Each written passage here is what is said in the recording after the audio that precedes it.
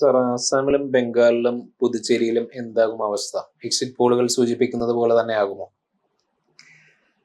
West ബംഗാളിൽ എനിക്കിപ്പോഴും വലിയ സംശയമുണ്ട്. കാരണം വെസ്റ്റ് ബംഗാളിൽ നമുക്ക് പറയാൻ പറ്റാത്തൊരു സിറ്റുവേഷൻ ആണ്. കാരണം എന്ന് വെച്ചിട്ടുണ്ടെങ്കിൽ അവിടെ 90 ലക്ഷത്തിലധികം വോട്ടുകൾ SIRന്റെ ഭാഗമായിട്ട് ഒഴിവാക്കിയിട്ടുണ്ട്.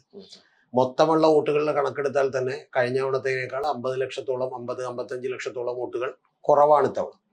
അപ്പൊ അതുകൊണ്ട് പക്ഷേ പോൾ ചെയ്തേക്കണവരുടെ വോട്ടുകൾ എടുത്തു നോക്കിയിട്ടുണ്ടെങ്കിൽ ഏതാണ്ട് 23 ലക്ഷത്തോളം കൂടുതലാണ്. അപ്പൊ ഇതെല്ലാം കൊണ്ട് തന്നെ വളരെ കോംപ്ലക്സ് ആയിട്ടുള്ള ഒരു സിറ്റുവേഷൻ ആണ്. പക്ഷെ എങ്കിൽ പോലും ഞാൻ വിചാരിക്കുന്നത് അവിടെ മമതാ ബാനർജി പിടിച്ചു നിൽക്കുന്ന. കാരണം കഴിഞ്ഞ തവണ തന്നെ അവിടുത്തെ എക്സിറ്റ് പോളുകളൊക്കെ നടത്തിയപ്പോൾ ആ എക്സിറ്റ് പോളുകളിൽ പ്രധാനപ്പെട്ടത് ഇതുപോലെ BJP വരും എന്ന് പറഞ്ഞിരുന്നതാണ്. പക്ഷേ മമത വലിയ ഭൂരിപക്ഷത്തോടുകൂടി അധികാരത്തിലേക്ക് വരുന്നതാണ് നമ്മൾ കണ്ടത്. BJP നേട്ടമുണ്ടാക്കി, പക്ഷെ എങ്കിൽ പോലും BJPയുടെ നേട്ടം അവകാശവാദങ്ങൾക്ക് ഒത്തിയെ പോകുന്ന രീതിയിലായിരുന്നില്ല. കേവലം 77 സീറ്റിലേക്ക് ഒതുങ്ങി. ഇത്തവണ 77 സീറ്റിൽ നിന്ന് ഒരു 100, 110, 120 സീറ്റിലേക്ക് എത്തുമെന്നാണ് വിചാരിക്കുന്നത്. അല്ലാതെ 77 നിന്ന് ഒറ്റടിക്ക് 148 എത്തുക എന്ന് പറയുന്നത് BJP കിടഞ്ഞ് പരിശ്രമിച്ചിട്ടുണ്ട്. പക്ഷെ അത് മമതയുടെ അടുത്തായതുകൊണ്ട് അത്രത്തോളം നടക്കാൻ സാധ്യതകളില്ല. പിന്നെ അവിടെയുള്ള പ്രധാനപ്പെട്ട കാര്യം എന്ന് പറഞ്ഞാൽ ഇത്തവണ പഴയ CPM പുതിയ അക്കൗണ്ട് തുറന്നേക്കും എന്നുള്ളതാണ്. എന്ന് പറഞ്ഞാൽ 1-2 സീറ്റുകളിലേക്ക് CPM ചിലപ്പോൾ ജയിച്ച് വന്നേക്കും. പിന്നെ CPMന്റെ അടിത്തറ വിപുലപ്പെട്ടുകൊണ്ടിരിക്കുകയാണ്. കുറച്ചുകൂടി CPMന്റെ യങ് ആയിട്ടുള്ള നേതാക്കന്മാരെ കേൾക്കാനായിട്ട് വലിയ തോതിൽ ആളുകൾ വന്നു തുടങ്ങി. പിന്നെ അവിടെ തെരഞ്ഞെടുപ്പല്ല കേട്ടോ യഥാർത്ഥത്തിൽ നടക്കുന്നത്. അവിടെ നടക്കുന്ന ഒരു യുദ്ധമാണ്. നമ്മൾ വിചാരിക്കുന്ന പോലെ വെസ്റ്റ് ബംഗാളിൽ മാത്രം നടക്കുന്ന ഒരു സാധാരണ തെരഞ്ഞെടുപ്പല്ല, അവിടെ യുദ്ധമാണ്. അവിടെ കേന്ദ്രസേനയുടെയൊക്കെ സെക്യൂരിറ്റിയുള്ള സ്ഥാനാർത്ഥിനെ തന്നെ അടിച്ചോടിക്കുന്ന ദൃശ്യങ്ങൾ നമുക്ക് കാണാം. ഇടികൊണ്ടിട്ട് പുള്ളി കണ്ടം വഴി ഓടുകയാണ് പുള്ളി. ശരിക്കും പറഞ്ഞാൽ അക്ഷരാർത്ഥത്തിൽ കണ്ടം വഴി ഓടുകയാണ് എങ്ങനെയെങ്കിലും. അപ്പോഴൊക്കെ ഓരോരുത്തരും ഓപ്പോസിറ്റ് വന്ന് തലക്കെട്ടൊക്കെ അടിച്ചിട്ട് പോവുകയാണ്. അപ്പൊ അതുപോലെയുള്ള പ്രവർത്തനങ്ങളാണ് നടക്കുന്നത്. തിരിച്ച് മമതാ ബാനർജിയുടെ ആളുകളും ചെറുതായിട്ടൊക്കെ അടി കൊണ്ടിട്ടുണ്ട്. പക്ഷെ വലിയ അടി കൊള്ളുന്നതും ചിലർക്ക് പ്രചരണത്തിനൊന്നും പോകാൻ പറ്റാത്ത രീതിയിലുള്ള സ്ഥലങ്ങളൊക്കെയാണ് ബംഗാളിൽ ഉള്ളത്. പിന്നെ അതിൽ തന്നെ ഈ വോട്ട് വെട്ടി മാറ്റിയതിൽ 34% മുസ്ലിങ്ങളാണ്, 64% ഹിന്ദുക്കളാണ്. അപ്പൊ അതൊക്കെ തന്നെ എങ്ങനെ സംഭവിക്കും, എങ്ങനെ വരും എന്നുള്ളത് നമ്മൾ കാത്തിരുന്ന് കാണണം. പക്ഷെ പ്രധാനപ്പെട്ട ഒരു കാര്യം എന്ന് പറയുന്നത് 27 മുതൽ ഏതാണ്ട് 30% വരെയുള്ള മുസ്ലിം കമ്മ്യൂണിറ്റിയുടെ വോട്ടുകൾ കൺസോളിഡേറ്റ് ചെയ്ത് മമതക്ക് കിട്ടാനാണ് സാധ്യത. അത് 90 മണ്ഡലങ്ങളിൽ മുസ്ലിം ഏതാണ്ട് 100 മണ്ഡലങ്ങളിൽ നമുക്ക് വേണമെങ്കിൽ പറയാം. 100 മണ്ഡലങ്ങളിൽ 90 മിനിമം ഏറ്റവും കുറഞ്ഞ 100 മണ്ഡലങ്ങളിൽ വലിയ സ്വാധീനം അവർക്കുണ്ട്. അവരാണ് ഡിസീവ് ആയിട്ടുള്ള ഫാക്ടർ. പക്ഷെ അത് സ്പ്ലിറ്റ് ചെയ്യാൻ എല്ലാ പണിയും തവണ എടുത്തിട്ടുണ്ട്. ഹുമയൂൺ കബീർ ഉണ്ട്. ഹുമയൂൺ കബീറിന്റെ പുതിയ പാർട്ടി ഉണ്ട്. ബാബറി മസ്ജിദ് പണിയാൻ പോണ ഹുമയൂൺ ഉണ്ട്. പിന്നെ നമ്മുടെ മജ്ലിസ് ഒവൈസി ഉണ്ട്, അസദുദ്ദീൻ ഒവൈസിയുടെ പാർട്ടി ഉണ്ട്. ഇങ്ങനെ എല്ലാവരെയും കൊണ്ട് അവർ മാക്സിമം പണിയെടുത്തിട്ടുണ്ട്. പക്ഷെ എങ്കിൽ പോലും അപ്പുറത്ത് മമത ആയതുകൊണ്ട് കുറച്ച് ടഫായിരിക്കും എന്നുള്ളതാണ് പ്രശ്നം. കാരണം മമത എന്ന് പറയുന്നത് എൻറ്റയർലി വേറൊരു ഡിഫറെന്റ് നേച്ചറുള്ള ഒരാളാണ്.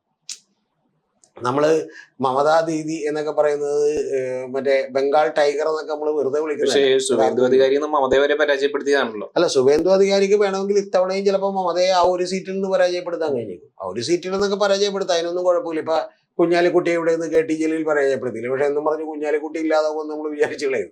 അതൊരു പ്രത്യേക ഇദ്ദേഹം പോലെയല്ലോ, ഇദ്ദേഹം അവിടുത്തെ മുഖ്യമന്ത്രി കാൻഡിഡേറ്റ് ആണ്. അല്ല, അദ്ദേഹം മുഖ്യമന്ത്രി കാൻഡിഡേറ്റ് ആണ്. പക്ഷെ 2 സ്ഥലത്ത് മത്സരിക്കുന്നുണ്ട്.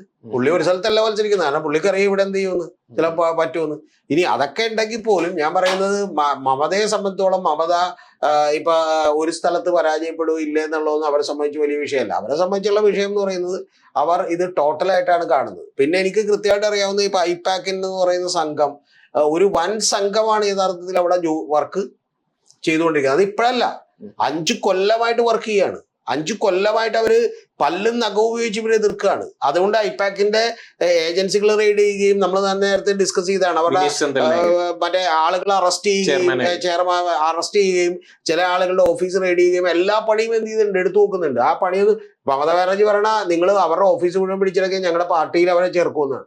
അപ്പൊ അത്തരത്തിൽ എന്ത് വിധേനയും ഫൈറ്റ് ചെയ്യാൻ തയ്യാറുള്ള ഒരാളുകളാണ് ഈ പറയുന്ന രംഗം എന്ന് പറയുന്നത്. പിന്നെ തുറന്ന് താങ്കളോടൊക്കെ പറഞ്ഞിട്ടുണ്ടെങ്കിൽ അവിടെയുള്ള ഏതാണ്ട് 6-7 കോടി വോട്ടേഴ്സിന്റെ ഇടക്കോട്ട് ചെന്ന് ഇവരുടെ ഇന്ന് കൃത്യമായിട്ട് ഈ ഇൻഫർമേഷൻസ് ഒക്കെ ലഭിക്കുക എന്നൊക്കെ പറയുന്നത് അങ്ങേയറ്റ ശ്രമകരമായിട്ടുള്ള ഒരു ജോലി ആണ്. പലപ്പോഴും ബോർഡറിലൊക്കെയാണ്. അപ്പൊ അവിടേക്ക് ചെന്ന് ഈ ഏജൻസികൾ പോലും എത്രത്തോളം ഇത് പ്രോപ്പറായിട്ട് ചെയ്തിട്ടുണ്ട് എന്നുള്ളത് എനിക്ക് സംശയമുള്ള കാര്യമാണ്. ഞാനിപ്പോ ചിലരുടെയൊക്കെ എടുത്തു നോക്കി 40,000 അല്ലെങ്കിൽ മാക്സിമം 50,000 സാമ്പിളൊക്കെയാണ്. ഈ 50,000 സാമ്പിൾ എന്നൊക്കെ പറയുന്നത് നിങ്ങൾ അറിയേണ്ട ഒരു 6-7 കോടി ആളുകൾ വോട്ട് ചെയ്യുന്ന സ്ഥലത്താണ് നിങ്ങൾ ആലോചിക്കണം. പക്ഷെ BJP വലിയൊരു നേട്ടം ഉണ്ടാക്കുമെന്നുള്ള കാര്യത്തിൽ ആർക്കും സംശയമില്ല. അല്ല, BJP നേട്ടം ഉണ്ടാക്കിയേക്കാം എന്നുള്ളത് നമ്മൾ തള്ളിക്കളയുന്നില്ല. പക്ഷേ നേട്ടം ഉണ്ടാക്കുമെന്ന് ഇതുപോലെ തന്നെ ലോക്സഭയിലേക്ക് വിചാരിച്ചിരുന്നതാണ്. ലോക്സഭയിൽ നേട്ടം ഉണ്ടാക്കുമെന്ന് വിചാരിച്ചിട്ട് BJPയുടെ 6 സീറ്റുകൾ പോവാണ് ചെയ്തത്. അപ്പൊ അതുകൊണ്ട് നേട്ടം ഉണ്ടാക്കും. ലോക്സഭയിൽ മൊത്തം ഒരു തകർച്ച ഉണ്ടായിരുന്നല്ലോ. അല്ല, ലോക്സഭയിൽ മൊത്തം എന്ന് പറഞ്ഞാൽ ബംഗാളിൽ ഒരിക്കലും തകരില്ല എന്ന് വിചാരിച്ച. കാരണം ചില സ്ഥലങ്ങളിൽ തകർന്നിട്ടില്ല, ചില സ്ഥലങ്ങളിൽ അവർ തകർന്നു. പക്ഷെ ഞാൻ പറയുന്നത് ബംഗാളിൽ അവർ വലിയ നേട്ടം ഉണ്ടാക്കുമെന്ന് എല്ലാവരും ഉറച്ചു വിശ്വസിച്ചിരുന്നു. പക്ഷെ പ്രധാനപ്പെട്ട കാര്യം അത് ഉണ്ടാക്കാൻ പറ്റില്ല. അതാണ് ഞാൻ പറഞ്ഞത്. തൊട്ടിപ്പുറത്ത് നിൽക്കുന്ന പ്ലെയർ എന്ന് പറയുന്നത് ജയിക്കാൻ വേണ്ടി എന്തും ചെയ്യുന്ന ഒരു പാർട്ടിയാണ് BJP. ആ കാര്യത്തിൽ സംശയമില്ല.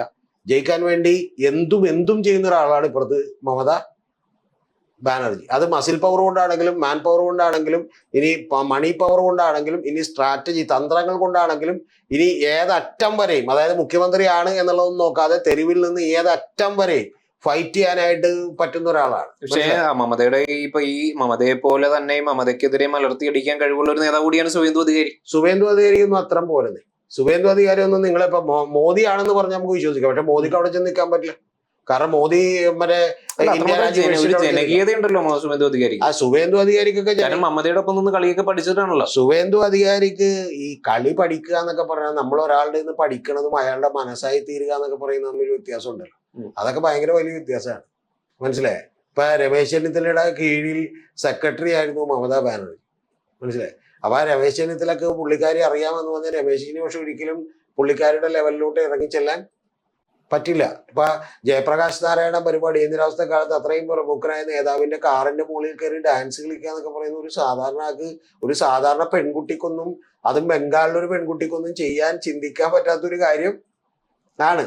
അത്തരത്തിലുള്ള ആളാണ് ശരിക്കും പറഞ്ഞ മമതാ ബാനർജി. അതാണ് അതിന്റെ പ്രധാനപ്പെട്ട വിഷയം. പിന്നെ അവരെ വളരെ തന്ത്രശാലിയായിട്ടുള്ള, വളരെ കൃത്യമായി കാര്യങ്ങൾ മാനേജ് ചെയ്യാൻ പറ്റുന്ന ഒരാൾ കൂടിയാണ്. അതുകൊണ്ടാണ് ഇപ്പൊ ഈ സ്ത്രീകൾക്ക് വേണ്ടി കൊടുക്കുന്ന പല പ്ലാനുകൾ, അവരുടെ വോട്ടുകളെല്ലാം തന്നെ കൃത്യമായി അവർ മേടിച്ചെടുക്കാൻ കഴിഞ്ഞതാണ്. BJPക്ക് നേട്ടമുണ്ടാക്കാൻ കഴിയും. ചിലപ്പോൾ ഇവർക്ക് ചെറിയ ക്ഷീണം ഉണ്ടായേക്കാം എന്നുള്ള കാര്യത്തിലൊന്നും സംശയമില്ല. പക്ഷെ അതുപോലും നമുക്ക് ഉറപ്പിക്കാൻ പറ്റില്ല. കാരണം നമ്മളിപ്പോൾ ബംഗാളിലൊന്നും പോയിട്ടില്ലാത്തതുകൊണ്ട്. പക്ഷെ എങ്കിൽ പോലും ഞാൻ പറഞ്ഞത് അതാണ് പൊതുവെ മാധ്യമങ്ങളൊക്കെ നൽകുന്ന ഒരു നരേറ്റീവ് അതാണ്. പക്ഷെ അതൊക്കെ സംഭവിച്ചാൽ പോലും 77 നിന്ന് ഉടനെ തന്നെ 148 എത്തുക എന്ന് പറയുന്ന ഒരു ഹെർക്കുലിയൻ ടാസ്ക് കടക്കാൻ പറ്റുമോ ഇല്ല എന്നുള്ളതാണ് ചോദ്യം. അതുകൊണ്ട് മമതാ ബാനർജി തന്നെ അവിടെ തുടരും. ഇനി മമത തുടർന്നാൽ അടുത്ത എന്താ സംഭവിക്കാന്ന് വെച്ചിട്ടുണ്ടെങ്കിൽ, മമത തുടരുമ്പോൾ ഓക്കെ ഇത്തവണ 110 കിട്ടി, എന്നാൽ അടുത്ത തവണ ഓട്ടോമാറ്റിക്കലി 150 ആയിക്കോളും എന്ന് പറഞ്ഞ് BJPക്ക് വെയിറ്റ് ചെയ്യാനൊന്നും പറ്റില്ല. കാരണം മമതയാണ് തുടരുന്നത്. വേറെ ആരെങ്കിലും തുടർന്നാൽ കുഴപ്പമില്ല. താങ്കൾ പറഞ്ഞ സുവേന്ദു അധികാരിയുടെ ഒക്കെ ലൈഫോ അല്ലെങ്കിൽ സുവേന്ദു അധികാരിയെ കുറിച്ചൊക്കെ പഠിച്ചിട്ടുണ്ടെങ്കിൽ തന്നെ ഓക്കെ ശരിയാണ്. അദ്ദേഹത്തിന് ഇപ്പൊ BJPയുടെ ബാക്ക് ഉള്ളത് കൊണ്ട്, അല്ലെങ്കിൽ അത്തരത്തിലുള്ള ബാക്കപ്പ് ഉള്ളതുകൊണ്ട്, വലിയ കാര്യങ്ങളുള്ളതുകൊണ്ട് അദ്ദേഹം അവിടെ ആഞ്ഞു പരിശ്രമിക്കുന്നു. ആ പരിശ്രമിക്കുന്നതിന് വലിയ സപ്പോർട്ടും അമിത്ഷാ അടക്കമുള്ള ആളുകളുടെ പിന്തുണയും ഒക്കെ പുറത്ത് കിട്ടുന്നുണ്ട്. അതൊന്നും ഇല്ലാതെ നിൽക്കാൻ പറ്റുന്ന ഒരാളല്ല. പക്ഷെ മമതാ ബാനർജി അങ്ങനെയല്ല. നിങ്ങൾ അറിയേണ്ടത് ആദ്യം 20 സീറ്റുകൾ വിജയിച്ചുകൊണ്ട് തുടങ്ങുന്ന ജൈത്യയാത്രയാണ്. അതെപ്പോഴാണ്? കോൺഗ്രസ് എന്ന് പറയുന്ന ഒരു പാർട്ടിയിൽ നിന്ന് ഭിന്നിച്ചു പോന്നിട്ട് കോൺഗ്രസിന്റെ മഹാഭൂരിപക്ഷം ആളുകളെയും കൂടെ നിർത്തിയിട്ടുള്ള ഒരാളാണ് മമതാ ബാനർജി. അതൊന്നും ഒറ്റടിക്ക് എളുപ്പത്തിൽ നമുക്ക് അതുപോലുള്ള നേതാവോ അത്തരത്തിലുള്ള കനലുകൾ താണ്ടി വന്ന ഒരാളോ അല്ല സുവേന്ദു അധികാരി എന്ന് പറയുന്നത്. അപ്പൊ ഞാൻ പറഞ്ഞു വന്നത് അത്തരത്തിൽ അതുകൊണ്ട് തന്നെ നമുക്ക് പ്രതീക്ഷിക്കാൻ കഴിയുന്നത് അവിടെ മമതാ ബാനർജി മിക്കവാറും തന്നെ തുടരാനാണ് സാധ്യത. പിന്നെ കഴിഞ്ഞ തവണ തെറ്റിയതുപോലെ തന്നെ ഈ പോളുകളൊക്കെ തെറ്റാനുമാണ് സാധ്യത എന്നാണ് എൻ്റെ ഒരു വിലയിരുത്തൽ. ഞാൻ പറഞ്ഞോട്ടെ, ഇപ്പൊ തമിഴ്നാട് പോലെ നമുക്ക് അത്രയും സൂൾഡായി പറയാൻ പറ്റാത്തൊരു കാര്യമാണ്. കാരണം നമ്മൾ കൽക്കട്ടയിൽ പോകണം എന്ന് വിചാരിച്ചാണ്, പക്ഷെ പോയില്ല. അപ്പൊ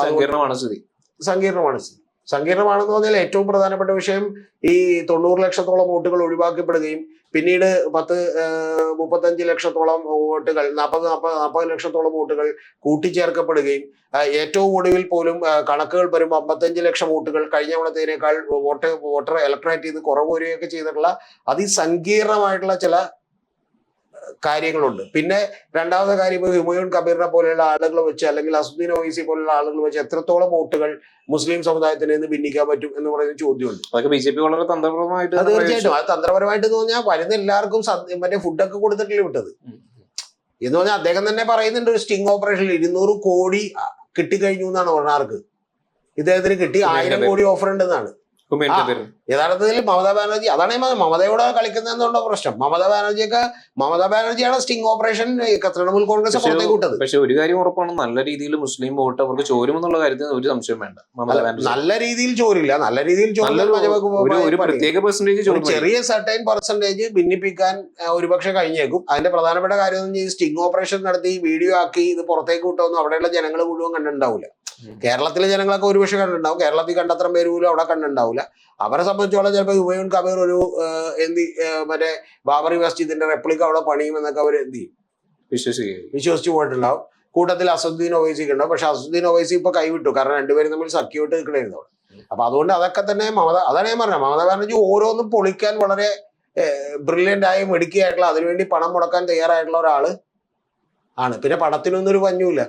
കാരണം പാർത്ഥ ചാറ്റർജി എന്ന് പറഞ്ഞിട്ടുള്ള മറ്റേ വിദ്യാഭ്യാസ വകുപ്പ് മന്ത്രിയുടെ കൂട്ടുകാരുടെ വീട്ടിൽ നിന്ന് 21 കോടി രൂപ പിടിച്ചെടുത്ത ആ കിടപ്പ് കണ്ടാൽ നമ്മള് സഹിക്കൂല. കാരണം അതുപോലെ വെറുതെ മൂലൊക്കെ ഇങ്ങനെ കൂട്ടിയിട്ടാണ് എന്ന് പറഞ്ഞാൽ അടിച്ചു വരാൻ പറ്റുന്നവർക്ക് അഞ്ച് കെട്ട് എടുത്തിട്ട് അതിൽ എന്ത് ചെയ്യാൻ പോകുന്നില്ല.